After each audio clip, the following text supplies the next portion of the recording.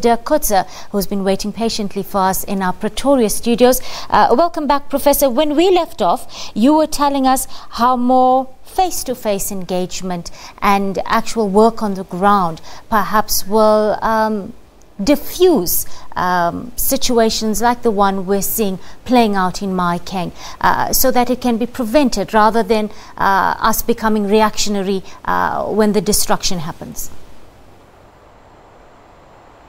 Yes, that is the case, and I think we've seen it, as I said, already at the election, the local government election in 2016, when many of the issues were raised in public, and it has continued to a large extent. And it is the problems articulated then is, for example, about the role of public representatives. It's about capacity of the local governments.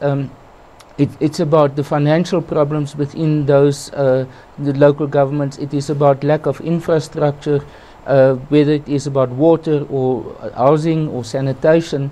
All those issues are adding up. So the problems are very well known. It is now a question of to what extent the different governments at local government level, as well as the provinces, because we have to understand that the provinces take responsibility for local government. That they can combine their capacity in order to produce the results, the good governance that communities are looking for. And in essence, I think in the end, with next year's national election, this is how political parties are going to be judged, to what extent that they can provide good governance, good services at local government level. So for the ANC in the first instance, but also for other parties, it's absolutely important that they convince the voters about their ability to provide those services. Prof, just on the point of cooperative governance, we did hear a few years ago Pravin Gordhan, the former cooperative governance minister, already pointing out at that point the need for sound financial management. Basics like record keeping, keeping proof of daily transactions, etc., thorough preparation of annual financial statements, and these being outsourced to consultants who charge very expensive, exorbitant fees. It all does point, and perhaps at the heart of it, the need for better financial literacy and training for municipal officials on the ground. Yes, that is so, and he introduced what he called the Back to Basics program, and that was to provide, for example, training in financial management, training in project management, training in also the provision of more technical services. And I think the one thing that we all are very much aware of is that local government is possibly one of the most technical parts of government, one of the most complex parts of government also. And therefore the real capacity should actually be provided at local level and not necessarily at provincial or even national level. And I think the philosophy that has been used so far is exactly the opposite, that persons are used at national level or in the national sphere of government and not necessarily at local level.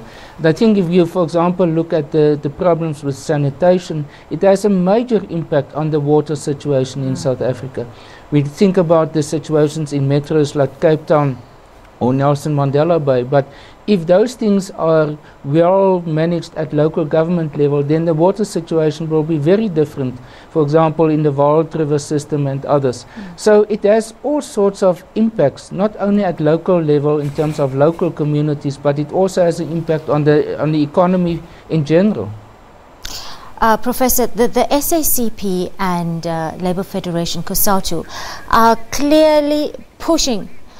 All right, Prof, I'm going to have to leave you for a moment again. We'll come back to you a bit later on in the bulletin. Let's cross back to Mahikeng now, where our reporter Selwane is. Selwane, can you tell us what's happening now? We do see police visibility behind you, and can you just quickly bring us up to speed on the situation in Mahikeng right now, where you are?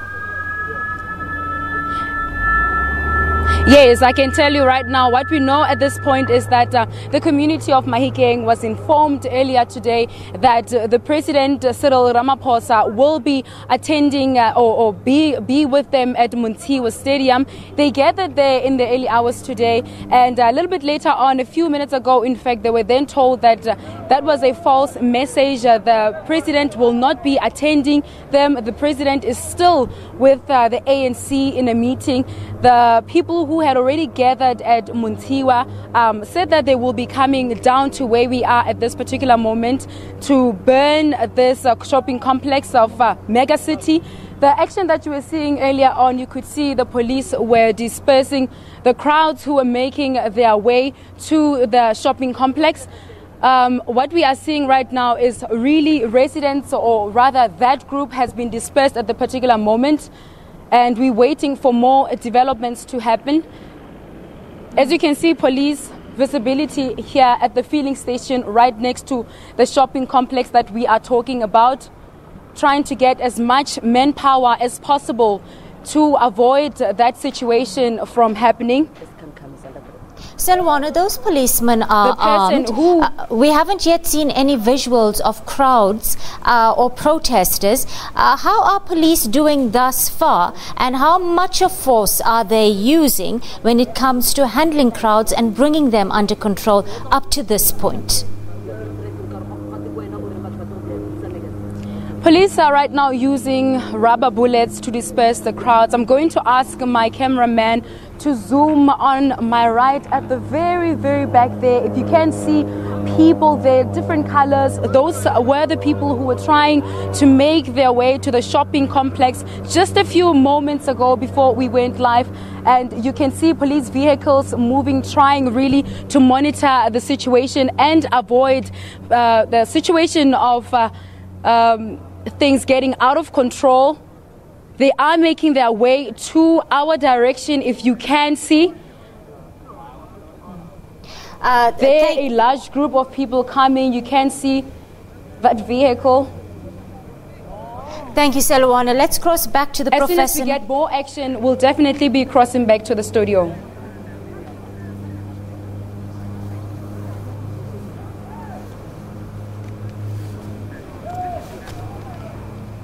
Well, that was our reporter Selwana bringing us up to speed there with some protesters who are attempting to hijack shops in the area. We are seeing quite a strong police visibility in Mahikeng this afternoon. Professor, we're coming back to you now in our Pretoria studios.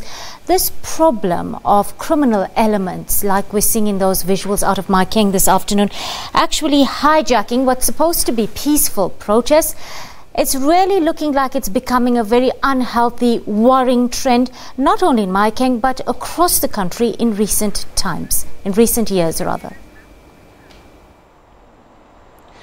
Yes, that is indeed so, and it's unfortunately a phenomenon that we've seen for many years already, is that once the situation starts to become violent, there's more violent incidents, then it creates opportunity for opportunistic crime, for opportunistic persons becoming involved in it, and under the guise of participating in the demonstrations, then they become involved in criminal activities. We've seen it, for example, in the past with xenophobic attacks also, that it starts as a demonstration or as an making a point about a particular issue, but then the criminal activity starts. And I think it is very much in the hands of the police in order to be able to distinguish between the two, and in order to make it very difficult for the criminal activities to be able to continue.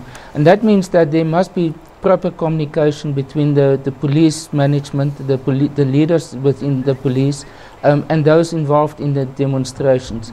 Unfortunately, very often demonstrations are spontaneous, and therefore it's not possible to identify who are the leadership of those demonstrations. But that, ideally speaking, should take place. But as we are seeing now, especially if there's not the police has not enough persons in order to deal with this matter, and they become stretched, then it creates opportunity for crime also. Prof, we've often heard the president of the country, Cyril Ramaphosa, and he said it so often in Parliament recently, that when it comes to the constitutional right to protest, it must be upheld, of course, and exercised, but well within the bounds of the law. But right now, like we're seeing what's happening in Mahikeng, this is just not the case, where looting and violence and thuggery has become a norm, if you want to call that, in our protest action. How do we as a nation start to inculcate a strong human rights culture where people are aware of their rights and can balance this consciously with their responsibilities?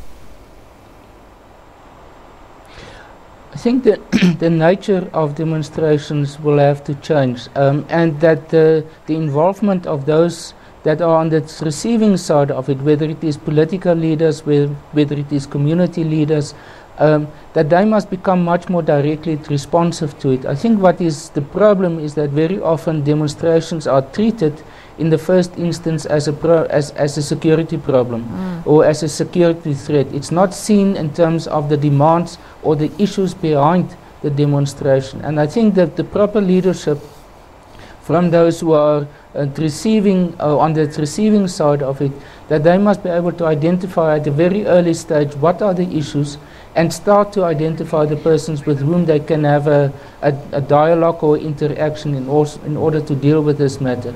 Because violence really erupts when there's a sense that there's no response, that they have to up the intensity of the demonstration in order to make an impact. So if it is at the early stage already a response in order to say, we understand what your issues are, we want to engage with you, we want to come to a point of negotiation or even use mediators, then it can prevent this conflict from sort of evolving into the intensity that we are seeing now that is emerging. And I think this was absent, for example, now in Mahikeng and the Northwest in general, is that we don't see the political leadership really engaging with the demonstrators in order to be able to control them.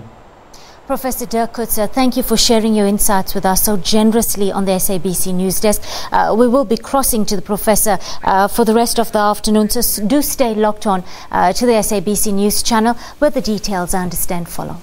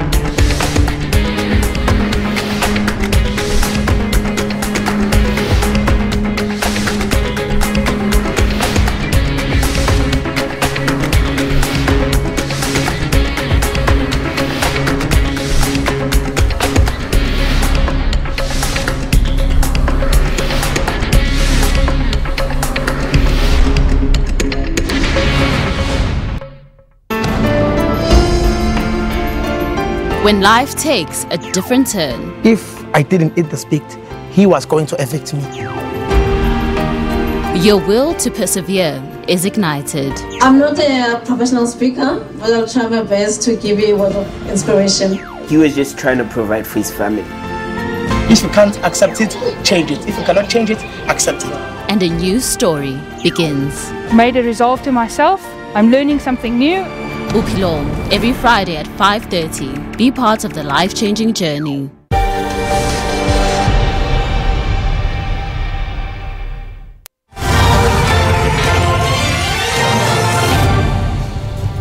Welcome back. You're watching SABC News live from our studios here in Johannesburg. Let's take a look at your headlines at hour. South Africa's President Cyril Ramaphosa has arrived in Mahikeng in the Northwest Province for an urgent meeting over violent protests which erupted and have locked down the provincial capital. The protests forced the president out to cut short his trip from London from the Commonwealth Heads of Government Summit. This morning, police had to use tear gas to disperse protesters. We're still at home, and thousands of frustrated commuters pin their hopes on a speedy resolution of the national bus strike, now in its third day running as wage talks resume. These wage talks started up again this morning. Bus drivers down tools already on Wednesday, demanding better pay. The World Bank is projecting Africa's economic growth to pick up to 3.1% in 2018 after years of disappointments. The drop in prices of raw materials from 2014, on which many African economies depend, weighed on economic activity in those countries for some years. All right, we are on the cusp of the weekend, and from the sports scene, our Premier League managers and former players shower praise on Arsene Wenger on Friday after the Frenchman announced he was stepping down from the Arsenal hot seat at the end of the season. The 68-year-old bows out after 22 years as manager of the Gunners. ANC President Cyril Ramaphosa is in Mahikeng in the Northwest Province. This ahead of an urgent meeting of the party's top officials and national deployees in the province, as well as provincial executive committee members. Well, an ANC faction pushing for the recall of Premier Mahumapelo as Northwest Premier is hopeful that President Ramaphosa will heed calls for his sacking. Tensions remain high as the communities wait for the outcome of the meeting between the ANC's top six and provincial structures.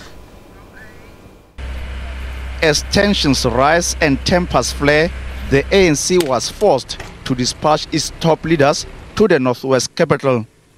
The violent protests compelled the president to cut short his participation in the Commonwealth Heads of Government meeting in London. Mahumapelo is accused of corruption and blamed for the deterioration in service delivery.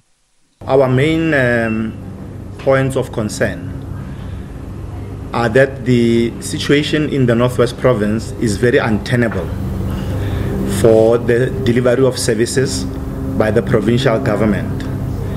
The unrests that are happening there indicate to all of us that something has gone terribly wrong, and that the African National Congress needs to step in. All of us as leaders of society must do our bit to make sure that there is stability in the Northwest Province, because instability in the Northwest Province causes instability countrywide. Disgruntled ANC members want Mahumapelo to be ousted. There is no shortage of leadership talent in the province to be able to deal with a rat-infested house. The people of the Northwest Province must stand up, must speak in a very stern voice, in a very disciplined manner. The ANC top brass will spend the next few days trying to negotiate a truce among warring factions and restore stability. Tsepo Ikaneng, SABC News. Well, this morning, police fired rubber bullets to disperse protesters in Mahikeng. Residents are demanding the resignation of Premier Mahumapelo. They are also disgruntled about the stoppage of health services and other essential services. Meanwhile, the main road linking the northwest to Botswana has been closed by protesters. 3 days of violent protest action has left a trail of destruction. Vehicles torched, shops looted, and the local cultural center set ablaze. She says Cyril Ramaphosa must come with something better. People have lost everything. Some have been killed. Hospitals and clinics are closed. He says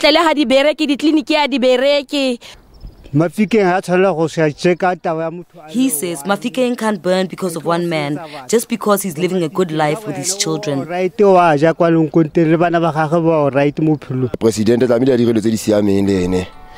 He says the president must do something. He must remove Supra because he is the president. With the fires of Mahikeng still raging on, it seems only intervention from the presidency can calm the situation. Sintle Englihihi, SABC News, Mahikeng.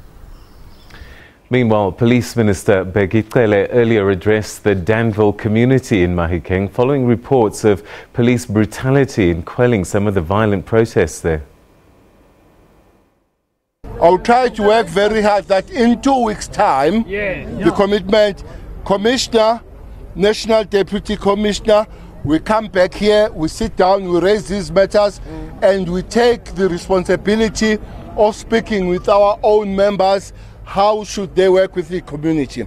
I detect a very peaceful community and a very less crime issues with you, which means it should be easy working with you. Ourselves, we cannot allow our members to mistreat and ill-treat the communities.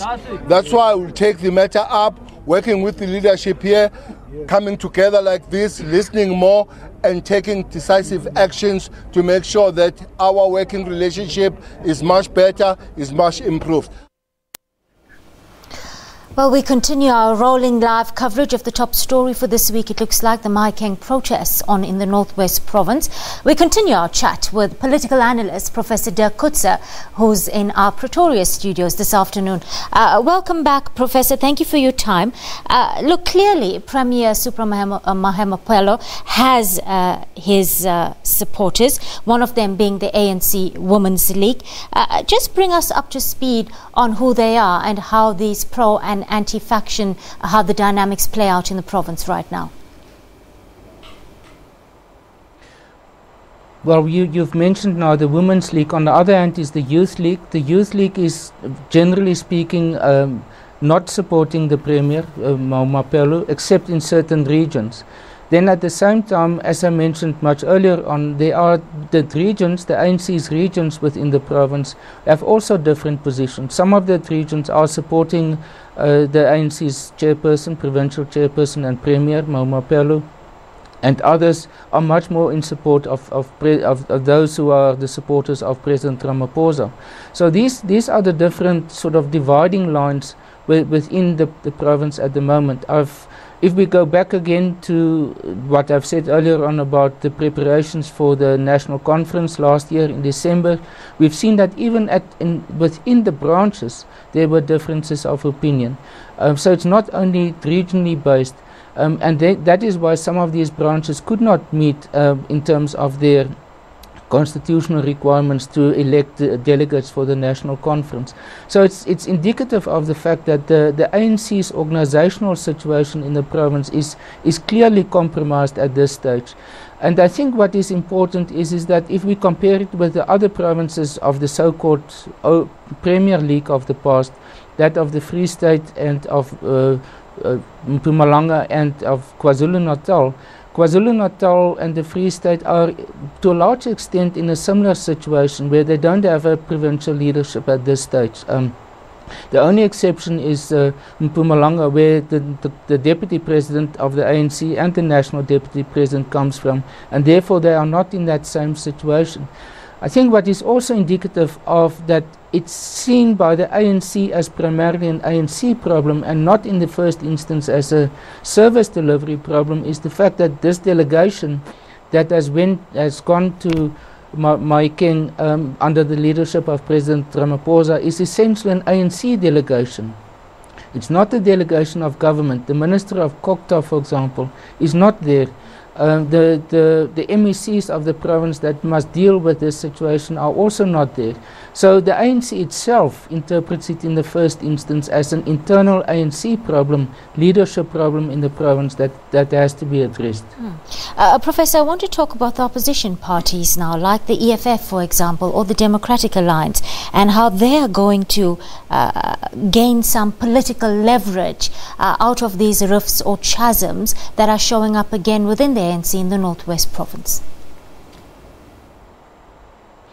Yes, I think the opposition party is watching this very closely. We know that the EFF is the official opposition in Northwest Province.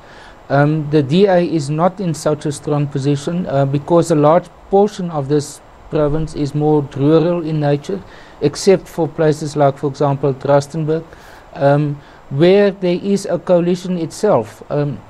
So what we are seeing is that the ANC is relatively strong in the more rural parts of the province, and also those of the former Botswana, for example. But if you move more towards the east within the province, then the DA and the EFF is in a relatively strong position.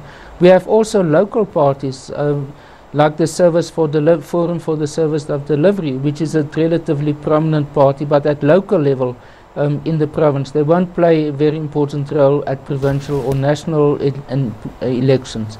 So it is a province which is also politically speaking not as homogeneous as it was 5 or 10 years ago in terms of ANC support.